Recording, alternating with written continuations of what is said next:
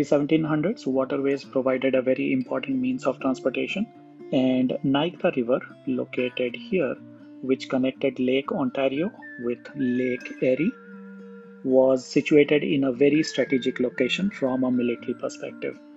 Now, the French had been trying to build some sort of fortification at the mouth of the Niagara River for quite some time, but in 1720 they finally managed to build a structure which did not start out as a fort. It started out as a house of peace in this location. And in 1726, they were then able to build a fortified house there, which eventually led to the French castle. But the French castle did not start out as a castle, it actually started out as a small trading post called the House of Peace. Now, I wanted to visit the Old Fort Niagara from Niagara Falls Visitor Center. There is a free shuttle available which can take you from here to Old Fort Niagara right here. The shuttle takes about 45 minutes, and that's because it makes multiple stops and it has few loops around. But if you go directly by car, this is about a 25-minute drive time here. I will link to the shuttle in the description of the video.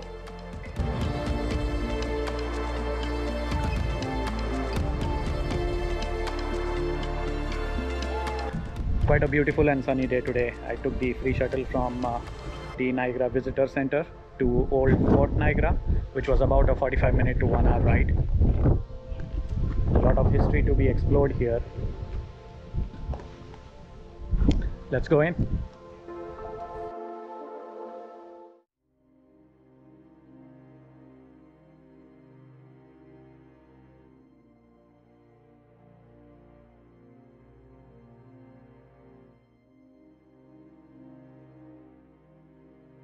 The French managed to get permission from the Indians who were living here at the time to build a trading post, and then they later built out a fortified building, which is the French castle that you see right here. At 1 p.m. they are going to demonstrate shooting a cannon. That's why the people are gathered there, and that's where I'm headed.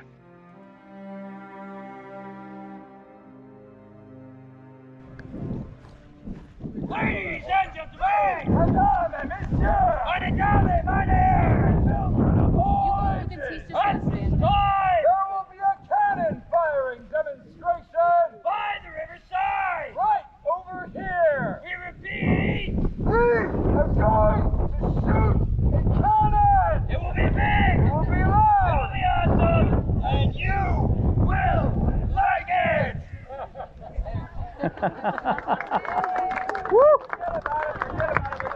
Fired out of a gun like this, a ball this size will pass through 14 human bodies lined up in a row. It has been tested, it has been recorded.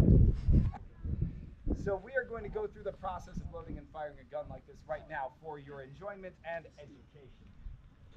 Gun crew, take care. They'll all snap to attention. Insert piece. Sponge piece. Handling charge. Advancing charge.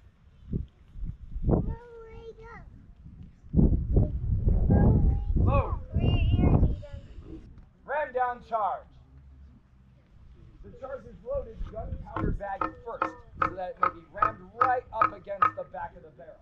This seats the bag of gunpowder perfectly under the vent that Will has been tending this entire time.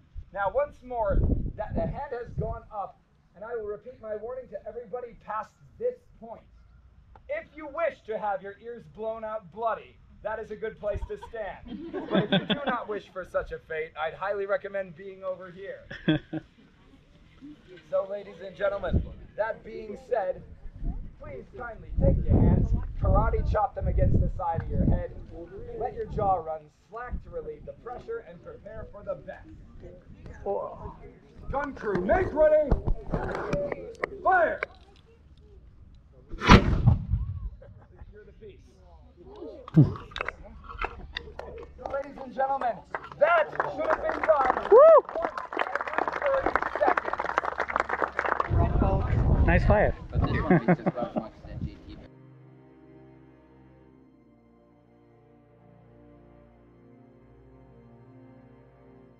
So this is sheepskin? Yes. The vacuum creator thingy. Yep. Get it in there and it helps create a nice vacuum, puts out any sparks or whatever embers in the back of that barrel.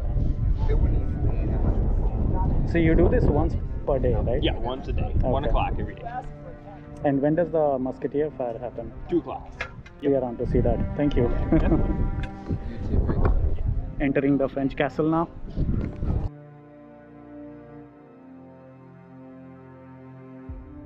This is the view from the first floor dining room.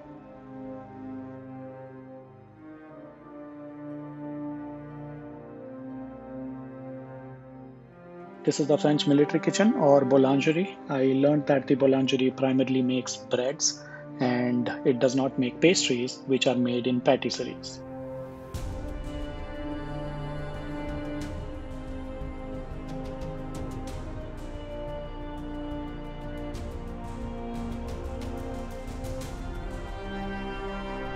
These are the Commandant's quarters. The Commandant was responsible for defending the fort against attacks, negotiating with Native Americans, supervising the fur trade, and maintaining the condition of the fort and its garrison. The soldiers in the French castle had to share their beds. In this room, for example, there are only 10 beds, but 20 soldiers used to sleep here, taking turns sleeping between their shifts.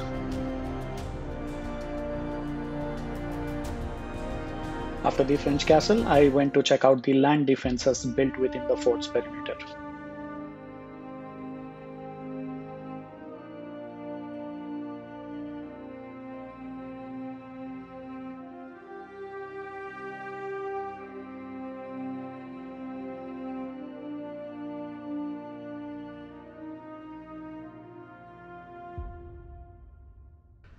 That's the French castle, and the land back there is Canada.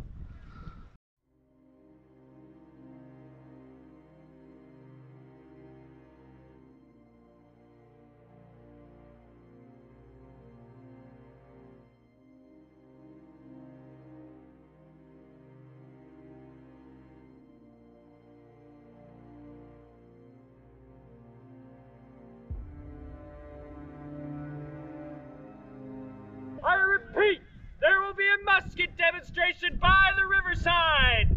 That's right over here.